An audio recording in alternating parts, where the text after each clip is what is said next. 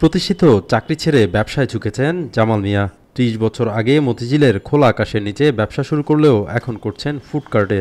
ফুটপাতে ব্যবসা হলেও ক্রেতাদের বসার জায়গার ব্যবস্থা করেছেন তিনি। কম দামে মানসম্মত খাবারের স্বাদ নিতে সেখানে ভিড় করছেন ভোজন রসিকরা।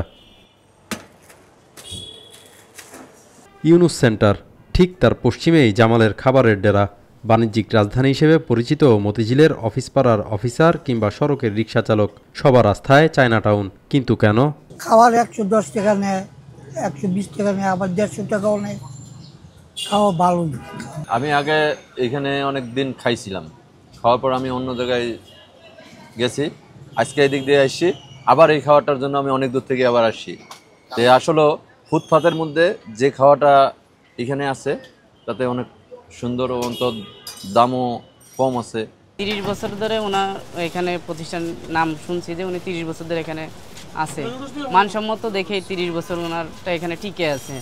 চায়নাটাউন ফুডকার্টে স্টিলের তৈরি পৃথক কম্পার্টমেন্টে একদিকে যেমন খাবার রাখা হয় ঢেকে, অন্যদিকে ধিমি আছে তা ভোক্তাদের জন্য সবসময় রাখা হয় গরম। ফলে মধ্যাহ্ন ভোজের সময় গরম খাবার উপভোগ করতে কেউ খাচ্ছেন সেখানে বসে, আবার কেউ বানিচ্ছেন পার্সেল করে। হাসি মুখে সে খাবার তুলে দিতেই যত ব্যস্ততা জামালের। তবে কিভাবে কাটালেন এত বছর? আমার এখানে আজকে আমি দীর্ঘত ২৮-২৯ বছর এখানে হয়ে গেছে, এই খোলা আকাশের নিচে। তো সেক্ষেত্রে আমি আগে যখন নতুন ব্যবসা শুরু করছি তখন রেট ছিল কম, এখন তো সব বাজার ঊর্ধ্বগতি, আমারও ঊর্ধ্বগতি হয়েছে। তো সেক্ষেত্রে আমাকে কিছু বাড়াই নিতেই হয়। আর ২ ঘন্টা ৩ ঘন্টার দোকানদারি করি, তো ১২টা বাজে খুলি, ৫টা বাজে শেষ করে ফেলাই। আমি নিজে রান্না করি, নিজে বাবুর্চি, নিজে মালিক। আমি কারো করে দিয়ে রান্না করি না, যার কারণে আমি টিকা রয়েছি।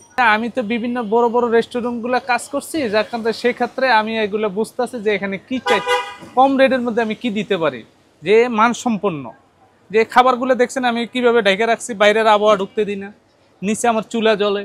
এখানে বর্তমানে ৩ ঘন্টায় ১০০ লোকের আয়োজন হয় বর্তমানে। আগে অনেক বেশি ছিল, ২৫০-২০০ লোক ছিল, এখন ১০০-১২০ এরকম চলে। সততা আর নিষ্ঠা থাকলে যে এগিয়ে যাওয়া যায় তারই এক দৃষ্টান্ত মতিঝিলের চায়নাটাউনের স্বত্বাধিকারী জামাল। আবির শিকদার, সদ্য সংবাদ।